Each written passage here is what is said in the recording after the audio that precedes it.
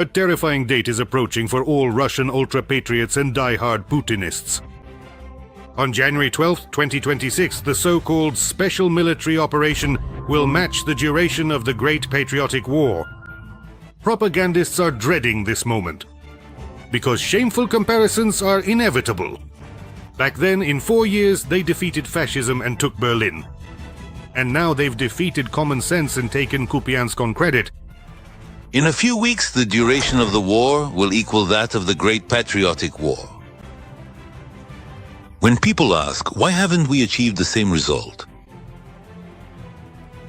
It's because not the whole country is at war. The top brass are fighting. The government is fighting. The administration and the president are fighting. The governors are fighting. But further down the line, what are you trying to ruin people's mood? It's New Year's for us. The trouble isn't at the front, the trouble is in the rear. And something needs to be done about it. Naturally, it's all the fault of the Russian population who are fighting and dying poorly. But Putin is doing great. He alone, with a group of heroic bureaucrats, is advancing against all of NATO. It's nonsense. Nonsense. But no matter how hard the propaganda tries to distract from the approaching date and shift the focus, everyone understands everything. A special operation lasting as long as the Great Patriotic War is a disgrace that can never be washed away. Putin's regime is built on and sustained by a culture of victory mania. This is the main ideology of the Russian Reich. It was precisely with Putin's rise to power that Victory Day turned into total trash.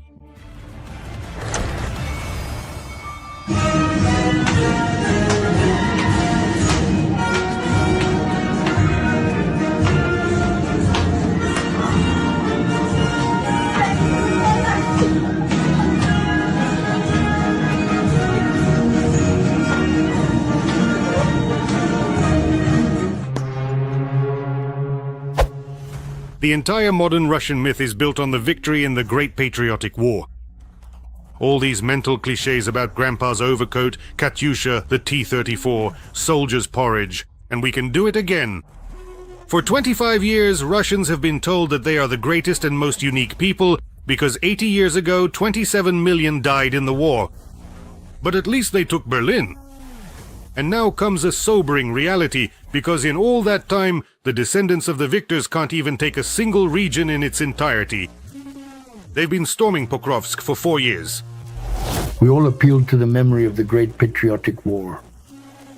It turns out that we weren't able to do what they did, what our ancestors, who were actually very close to us, managed to accomplish.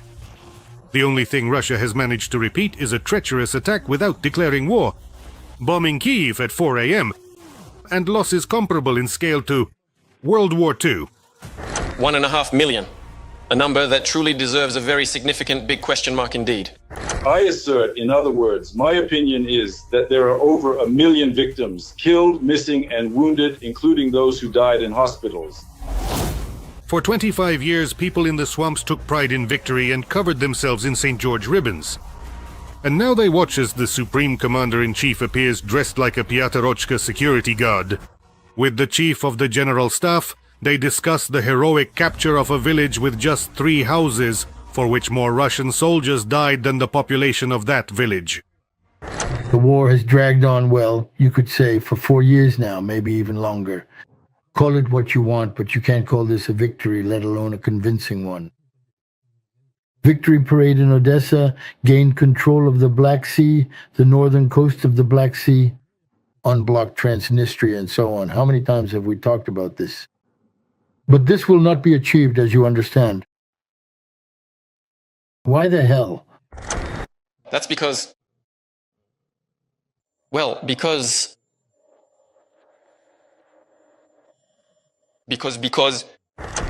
Grandfathers crossed half of Europe in 4 years. And the crazed grandkids, after 4 years of the special military operation, are complaining to the US president that Ukrainians are bombing Putin's residence. The world has never seen conquerors and informers like these.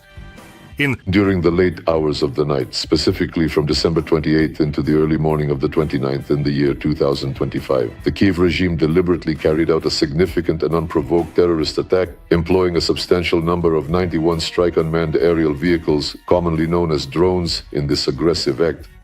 Long-range drones targeted the state residence of the President of the Russian Federation in the Novgorod region.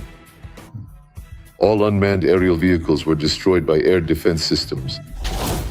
So now, how are Russians supposed to sit in their kitchens with Lyubi blaring in the background, knocking back a shot for victory and feeling proud of their greatness?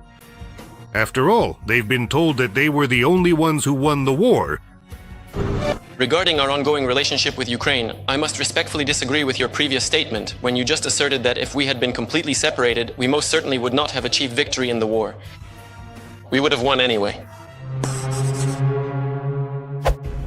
In the minds of Russians, the stereotype has firmly taken root that Putin personally defeated Hitler. He and his political strategists have blurred all the lines of history and claimed this victory for himself alone. For Russians, May 9th is associated specifically with him, not with the victory itself. That's why the protracted special military operation is his personal disgrace as a dictator.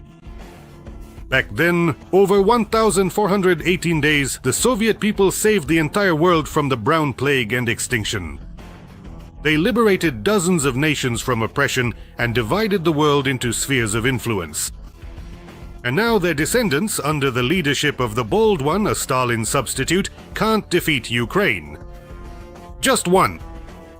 Even with the help of another nuclear power, North Korea, and with China's support. Just think about that, Russians, and live with it. The war has given meaning back to my generation. It has restored our pride, a sense of understanding, of self-awareness. Yes, you're a freak, a real asshole. How can they now tell the swamp-dwelling population about their greatness if for 4 years they haven't been able to deal with Ukraine, a country that for 10 years their propaganda described as not a real state, an artificial entity, the poorest and most technologically backward, with a weak government, a weak army, and an invented people who speak an invented language? In a hot war will defeat Ukraine in 2 days. Why even bother defeating them, for God's sake? It's just Ukraine will suppress those firing points. This is what we discussed during the commercial break. They tried to raise an eyebrow but ended up tearing their rubber ass. And the Kremlin dug this pit of shame for itself. For 10 years, propaganda called Ukrainians fascists and Nazis. In other words, they drew a direct parallel with the Great Patriotic War. They planned to capture Kyiv in 3 days and raise the victory banner over the Verkhovna Rada, just like in the movies. And Putin would officially become the leader who defeated fascism, like Stalin. Most Russians also gladly supported the monstrous aggression against Ukraine, because they too dreamed of the glory of their grandfathers. Their television would have told them that they too had defeated the fascists. And the victory mania would have doubled. On paper, the plan was perfect.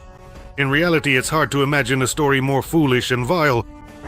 One of the most insanely idiotic things I've ever heard. If Russia had managed to defeat Ukraine in a week or a month, the information wave would have quickly been swept under the rug. The real facts about the start of the aggression and evidence of war crimes. In the West, they would have mumbled some concerns and continued trading with the ghouls. Just like it happened with Georgia in 2008. But the Ukrainians punched the occupiers right in their arrogant, stupid faces, and the whole world saw the true face of the so-called descendants of the victors over fascism. They themselves have become fascists. The Russian army eagerly picked up the Nazi banner and took their historical place. The whole world sees Russia as the aggressor. Moreover, the Russians themselves understand this perfectly well. It is Russia that is the occupier, waging a war of conquest. Russians are fighting like the Germans did. They bomb peaceful cities, execute civilians, burn books, and persecute people based on their nationality. We stopped at a gas station before the city, before Berlyansk. Good evening, please tap your card.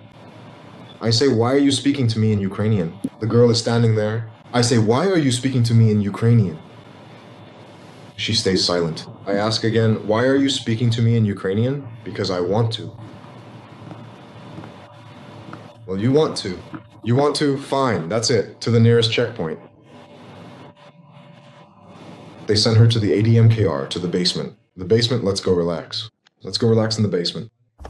The Russian army burns entire cities and villages to the ground as it advances, leaving only chimneys behind, just like the Nazis did during the Great Patriotic War. Even the most die-hard patriots admit this. All the way To the border with the Dnipropetrovsk region.